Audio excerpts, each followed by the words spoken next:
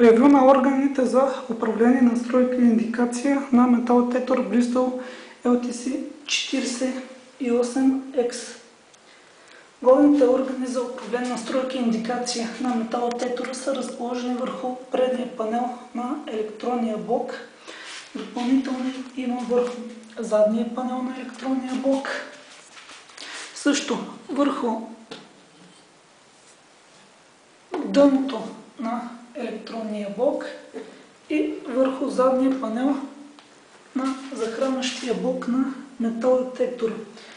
Органите, които са разположени върху предния панел на електронния блок, са превключвател грунт за избор на ръчен и автоматичен режим на премахване на влиянието на земята, потенциометър трешолд, чрез който създава звуковия праг на уреда, потенциометър грунт, чрез който уреда се балансира в режим на ръчен земен баланс, потенциометър диск лево, чрез който се създава нивото на засичане и отхвърляне на черни цветни метали, т.е.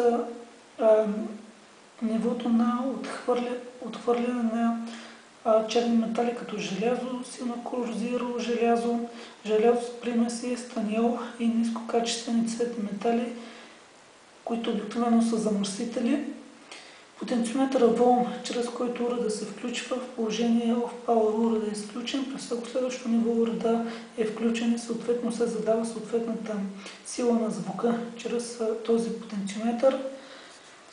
Останалите контроли са светодиод Battle, който светва при изключена акумулаторна батерия и признак, че батерията трябва да бъде презаредена. Конектор FONS, в който се включват стереослушалки с 3,5 мм стереожак, като разбира се в комплекта на LTC48X има и външен преходник, който се включва в този конектор с цел към металодетектора да могат да бъдат включвани и слушалки с голям жак, голям стереожак. Мисля, че е 6,35 мм като модел.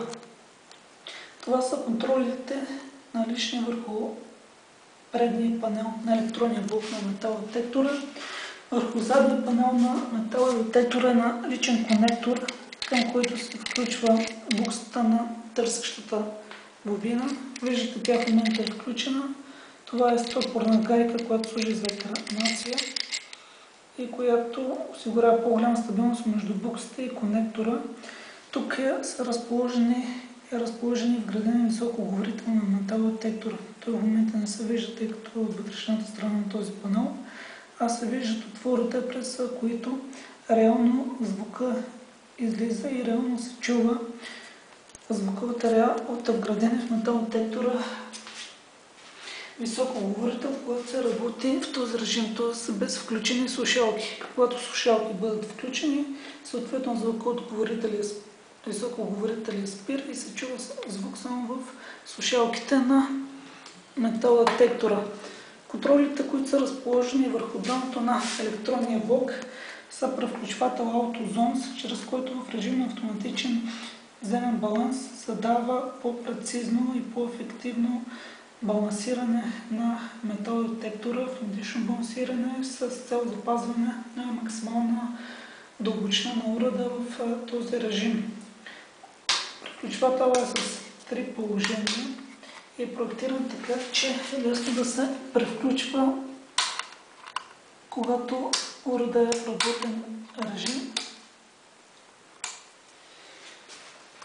от оператора. Тези 3 зони, които виждате тук, са особено казано започва с средна, ниска и висока степен на минерализация. Съответно почва с средна минерализация е положение 1, това е средното положение. Почва с ниска минерализация е оптимизирана за зона 2. Почва с висока минерализация е оптимизирана за зона 3.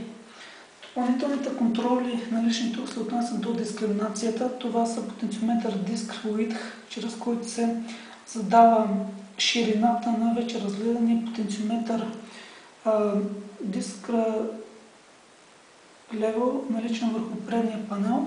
В положение норм на този потенциометър, ширината на дискриминация, т.е. обхвата на потенциометър диск лево е същия като на базовата версия, т.е. на стария модел LTC48, а всяко следващо ниво на потенциометър диск Width задава по-голяма ширина за потенциометър диск лево, т.е. по-силна дискриминация.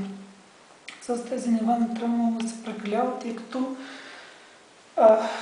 ако бъдат зададени прекалено високо ниво, без това да е необходимо, т.е. дали е необходимо или не, се определя от съответния терен, от характеристиките му. Ако бъдат зададени по-високо, отколкото е необходимо, е възможно да бъдат пропуснати някои цветни сигнали, т.е. сигнали от цветни метали.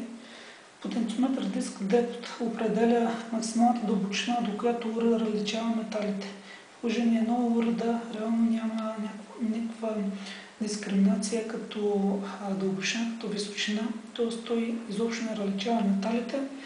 В положение 10 се постига максимална дълбочина дискриминация, която за тази търсеща бобина, която е с диаметър 28 см, т.е. 17 инча, е около 30-40 см, т.е. до максимум 30-40 см при максимално зададен потенциометър диск Depth уреда ще различава металите, като това се отнася само до различаването на металите, тъй като реално дълбочината на детекция на метал детектор блистове LTC48X за големи обекти е около 1,20 м и 50 м, в зависимост от характеристиките на обекта и характеристиките на терена.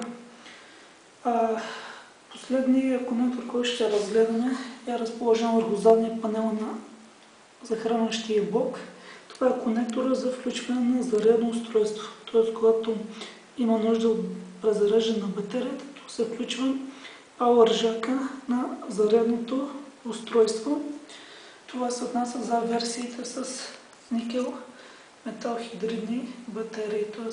презареждащи се батерии, тъй като блистове LTC48X има и версия с алкални батерии за еднократна употреба.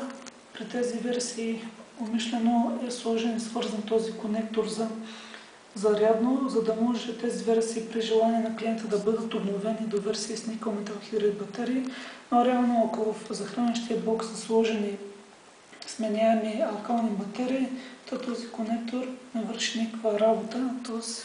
трябва да се внимава да не се презареждат алкални батерии, ако в уреда има включени такива. За целите на това ревю имаме 3 метал детектора без LTC48X, но контролите за управление, настройка и индикация са идентични при всички.